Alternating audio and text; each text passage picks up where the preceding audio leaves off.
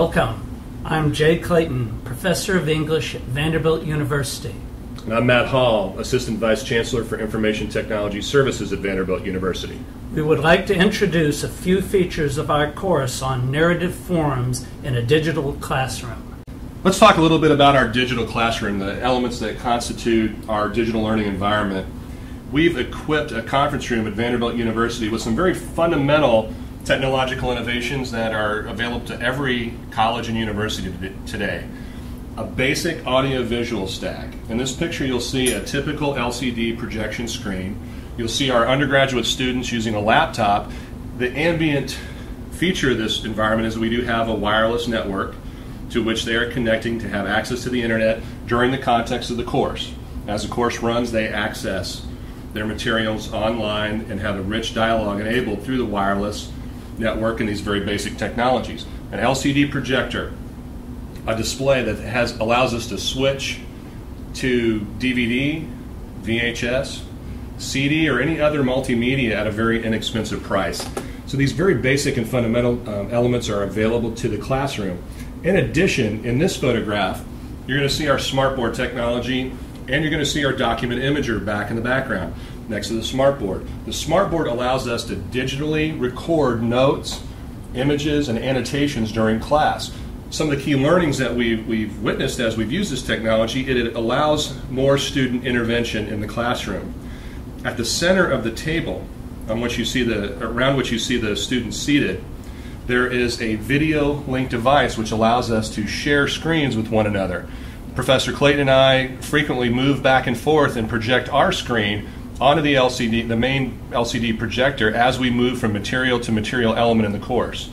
The document imager also allows us to capture books, images, or other non-digital elements and integrate them into visual notes. English 115F, Worlds of Wordcraft, is a first-year writing survey. Its goals are similar to courses taught at every community college, four-year college, and university in the country, which are charged with teaching students to think critically and write effectively beyond the basic composition stage. The course uses books, films, and online games such as Lord of the Rings Online, Dark Ages of Camelot, and Neverwinter Nights 2 to look at how narratives are transformed as they move across media from book to film to digitally generated virtual worlds. This enables us to ask questions such as, are online games generating new interactive modes of narrative? How do multimedia environments transform age-old patterns of quest romance that structure most online games? All three of the games we are using as examples are set in imaginative universes that are either based on the same Arthurian romances that the students will encounter when they get to Spenser's Fairy Queen, or draw on that material. In class discussion, we explore fundamental concepts of narrative theory. We look at how different media affect narrative structure on multiple levels, ranging from such basic features as character, point of view, setting, the experience of space and time, to more theoretical concepts such as who is the author of an interactive text that remediates well-known novels and movies? How do the inclusion of sound, graphics, voice, text, and the ability to move about in a virtual world alter one's experience of narrative? What is the player's subject position in relation to the narrative, and what new forms of social organization do interactive narratives foster? Narrative forms in the digital classroom. Let's describe these four elements that we're going to explore in the next few minutes. Creation and dissemination of new knowledge is key to any institution of higher education. We're going to explore new ways of digital collaboration both within and outside of the classroom. We're going to examine how narratives are transformed as they cross from books to movies to online games.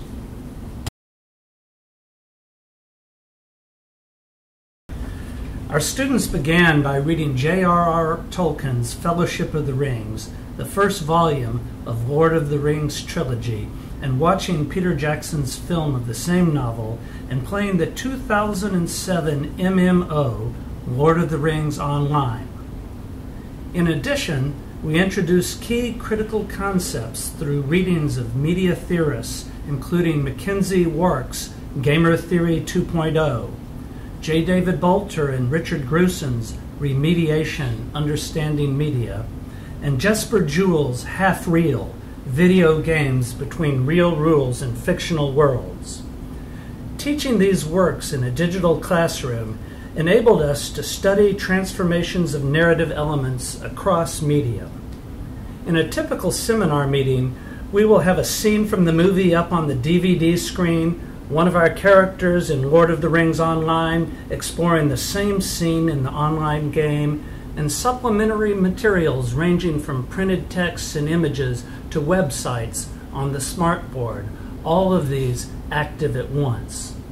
This allows us to compare the characteristics of narrative across media in a very fine-grained way. A good example of this, Jay, is on our September 4th class of this year. We trace a journey of Frodo Baggins from Bag End in the Shire all the way to Weathertop. And we were able to do it in multiple media. We looked at lorebook.lotro.com on the smartboard, juxtaposed through our image scanner with text that describes the beginning of the journey at Bag End. Subsequently, we pulled a map from the book, measured the miles that the journey actually was on the Tolkien original map in the book, and then we compared it what the actual trace of the journey was on Lorebook map, which was a Google Earth-based map that actually showed the entire journey on the game screen. Yes, Matt, that was an exciting moment in using the classroom. It enabled us to start having the students themselves generate concepts about how different media handle temporality, setting, and spatial orientation. The students themselves came up with some of the comments that we were able to then type into the smartboard in a chart form as they articulated them in class. And they were very perceptive. They began to understand for themselves complex relationships to time that were made possible by narrative in a book, which allowed flashbacks and foreshadowing and very detailed manipulation of pacing, whereas films within a more finite time space compressed your experience of the narrative into a one-to-one relationship with the viewing time. And then most dramatically, of course, was the disproportionate relation of playing time to narrative time that one experiences in online gaming. And as we explored these concepts, I want to make one more point. We've used the digital tools to capture these experiences so that as we're talking about them right now in this podcast, we're able to refer back to them from the internet. We put them on Microsoft Live Spaces, and we captured and created a PDF during the context of the course. Because Worlds of Wordcraft is a writing seminar for first-year students, we are also exploring how freely available software tools such as Google Documents and Microsoft Live Office can be used to facilitate the exchange of papers for peer editing sessions. We require weekly blog entries using WordPress blog software. The course also requires 3 formal essays. For each of these essays, we conduct peer editing sessions using Google Documents. We also have student-teacher conferences where the student and the teacher together rewrite passages. When the instructor makes an editing suggestion, the changes appear in real time on the student's screen.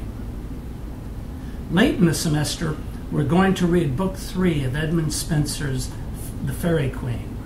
We chose this work because Spenser's romance world has all the elements that are prominent in most MMO games, particularly knights, castles, and quests. We're going to collaborate on building an online virtual world of our own based on the 3rd book of The Fairy Queen.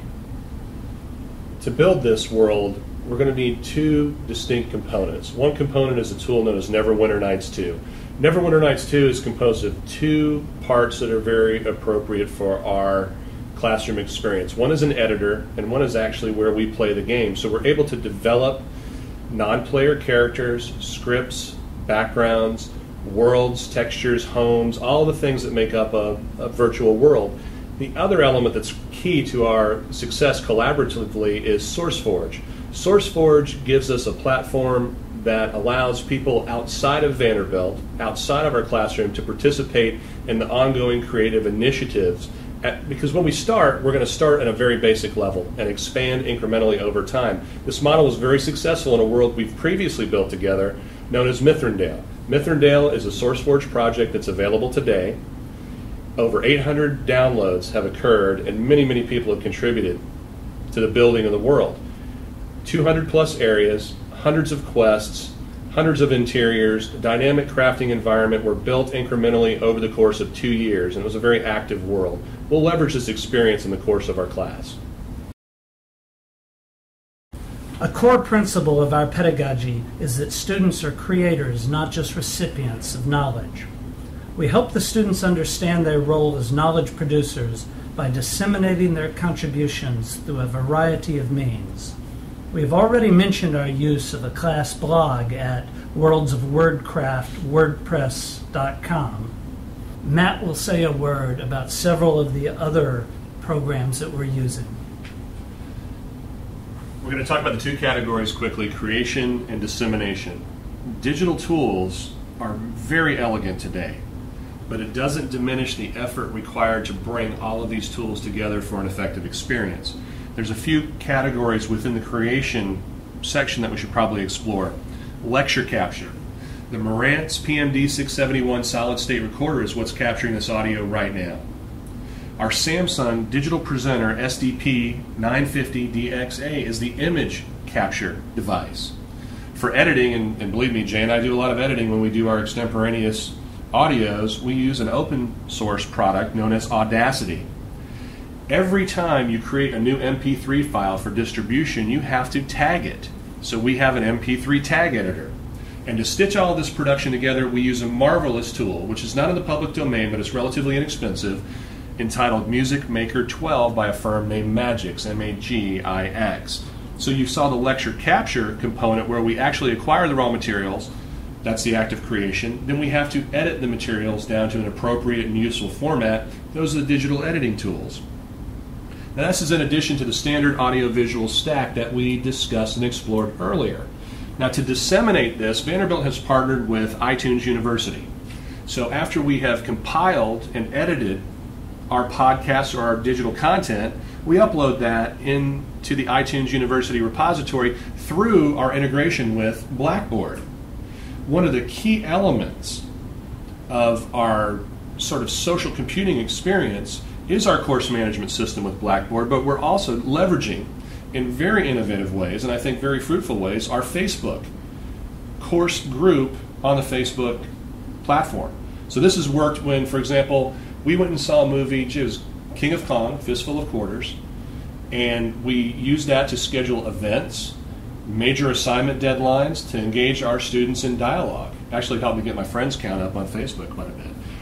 In addition to using Facebook and Blackboard elements of social computing to disseminate the text notes that we generate in class, we use Microsoft Live Spaces and QVPDF. QVPDF is a PDF generator that allows you to print from a standard Word file. And again, it's an open source tool. Microsoft Live Spaces gives you 500 megabytes of storage where we upload said PDFs for exploration.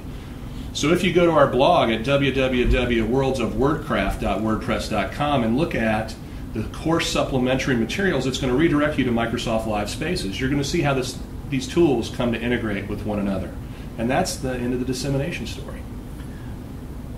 Well, Matt, there's one more thing that I want to talk about in terms of Facebook.